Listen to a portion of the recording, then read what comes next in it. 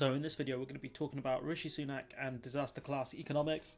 So I have to caveat this with I'm no economics expert, but I have read a few history books, and I do know what happened when the Conservative Party say balance the books, and typically what that means they're going to do, which means spending cuts and possibly some tax cuts. And when the Conservative Party first came in, they cut the top tax rate from 50% to 45%. And so that's something they'll probably do. I can see them trying to cut it to 40 if it's not already 40. I'm pretty sure it's 45. I'll add that in post. So yeah. Anyway, so Rishi Sunak has vowed that he will balance the books despite increased spending in the wake of the COVID pandemic. Obviously, the furlough scheme was very expensive, but obviously it also helped a lot of people and stopped chaos from breaking out, really.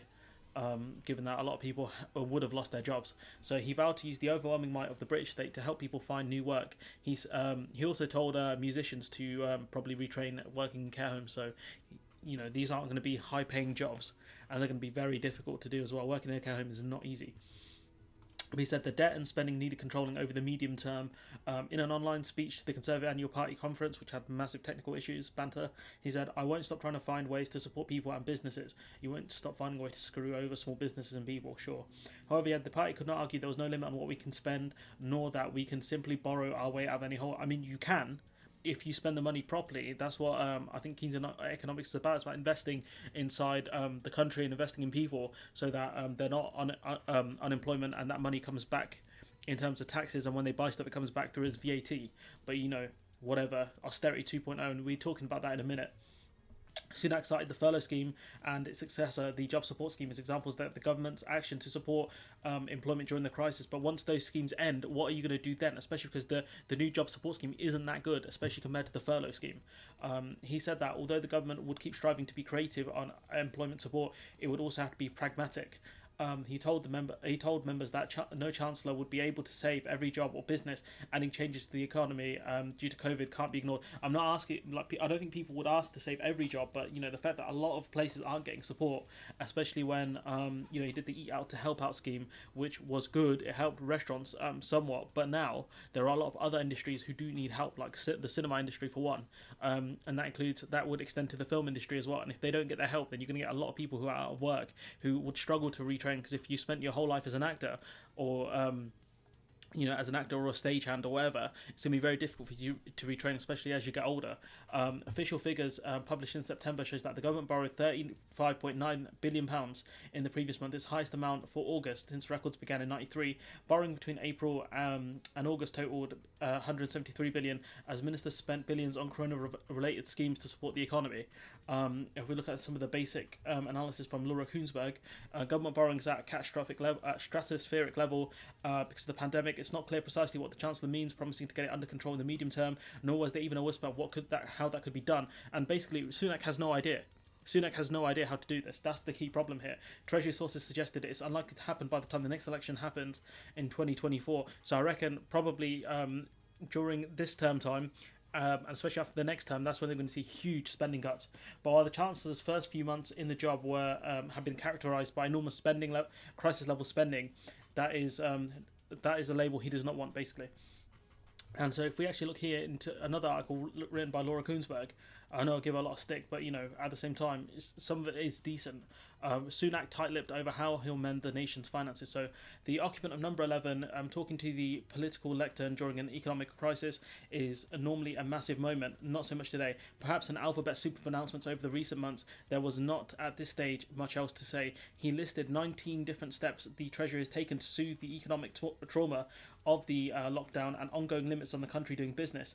Even in what such a short speech compared to the Chancellor's normal conference, he took time to make 3 clear points. First off, he began praising Boris Johnson. Boris Johnson, the guy who's led the country into the highest death rate in Europe. And if we actually look at the COVID rates now, you can see that we are on track to top Spain.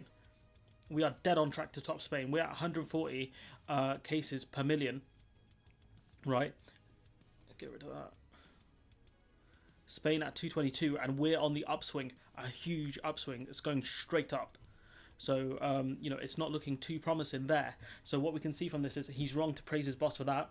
Ability to get the big calls right, not really, because we went to lockdown after everyone else very pragmatically. Not pragmatically, but, impractically, where it was just like, boom, we're in lockdown.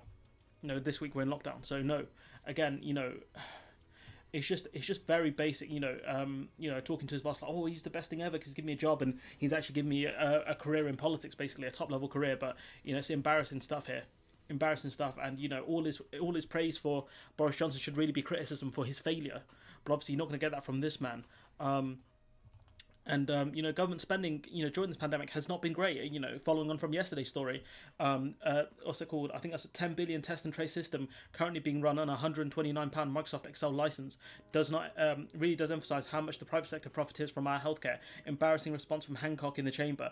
Don't forget that the government didn't just use Excel instead of a database software for track and trace. They also paid Serco to make a huge profit at the expense of taxpayers to use Excel for track and trace, 12 billion and counting. So they basted billions of pounds on Serco. Talk about that for being good with the public finances. And if we actually look at the Conservative Party over the last 10 years, you can see the growth rates have been poor. You can see here 1% in 2010. You could argue some of this could be Labour's gains, really. And look here, what you got: top rate 0.6%. 2012 they had 1.2%, partly due to the Olympics, but then it's gone down less than 1% each year from 2013. It's just poor, and his plans are not the best. If we look at this piece from Aditya Chakrabarti, his sister's really clever as well. If we actually look at this, so this is about Gordon Brown. The decision to put government money into stricken banks was exactly what the policy that Bush and his Treasury Secretary Hank Paulson had poo-pooed. In the end, however, the US and others copied the British plans. As Nobel laureate Paul Krugman remarked, Brown and Alistair Darling have defined the character of worldwide rescue effort, with other wealthy nations playing catch-up, and how Brown was sneered at for cajoling other governments to pump money into the world economy. How the Tories leapt upon Germany's denunciation of his policies as crass Keynesianism, then kept mum when Angela Merkel launched her own budget stimulus. The 11 trillion deal brokered by British government at the G20 summit in 2009 was described by the World Bank as having broken the fall of the global economy. And the only way we're going to get out of this is to put money into the economy. It's not going to work following this strategy of trying to balance the books here, because you can't do it right now. What the country needs is a massive lifeline. And carrying on from the article, none of this is to deny Brown's own role in presiding over the boom that led to the bust, or to forget how his relative slowness to tumble the seriousness of the crisis in the summer of 2008. Then again, so was Mervyn King, and he still got a knighthood. Is simply to observe that when the moment of maximum danger came, Brown had the right diagnosis and largely did the right thing. This is as close as contemporary, otherwise Lily Putian, I don't know what that means, politics comes to heroism.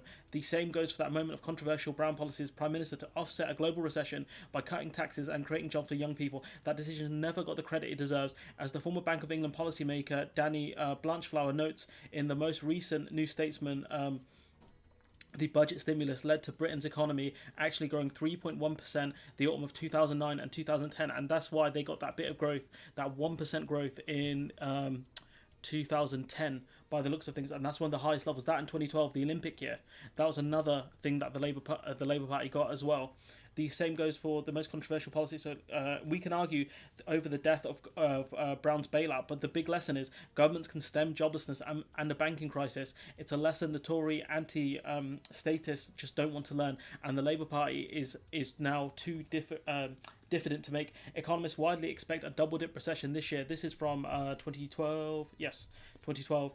I remember big fears about double-dip recession as well back then. Economists widely expect a double-dip recession this year, and yet Osborne and Cameron prefer to tinker with red tape. It's safe to say that when the Prime Minister would never make the mistake of claiming to save the world, but he's already made the much bigger error of sitting on his hands. And what we can see from George Osborne, actually, he actually agreed with what Labour did to an extent.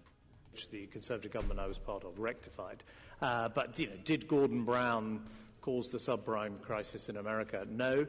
And although I would have questions about some of the decisions that were taken in 2007-8 over banks like the Royal Bank of Scotland, broadly speaking, the government did what was necessary in a very difficult situation.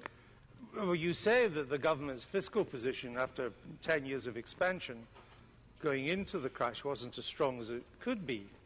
But as Shadow Chancellor, you had promised to match Labour spending plans. You had promised to ape their fiscal position. So there was no difference between the two front benches on this. And indeed, you, many Tories, were calling for even lighter regulation of the banks. So in a sense, both political parties were singing from the same song sheet and complicit in the conditions.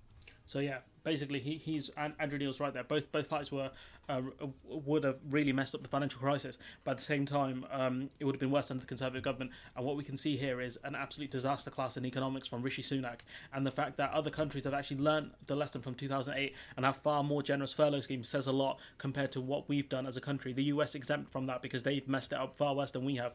But if we look at these numbers here, we are heading to the top here. Not a world-beating track and trace system, but a world-beating disease that's going to absolutely destroy this economy. And Sunak does not have the answers. That's why he's tight-lipped, because he doesn't know. And the only thing that this party knows, the Conservative Party, is more austerity. The Labour Party, yes, we did see a lot of stupid things last when Brown was in charge, when he sold the gold at a cut price and all this stuff, right? But the fact that he led the path on basically spending and investing inside failing organizations like banking says a lot about the fact that other countries followed suit, because if you let the banks fail, then you get massive problems. But this time around, it's about bailing out people and other industries, and we are not going to get the same treatment because they do not see us as important as the banks. And in terms of economics, we're not, but in terms of from a human perspective, we didn't cause either mess, but it's poorer working class people that are going to have to clean it up again. And Austerity 2.0 is going to happen if Sunak wants to balance the books. So I'm going to leave it there. Let me know what you guys think in the comments below. Like, comment, share, subscribe, and hopefully I'll see you in the next one.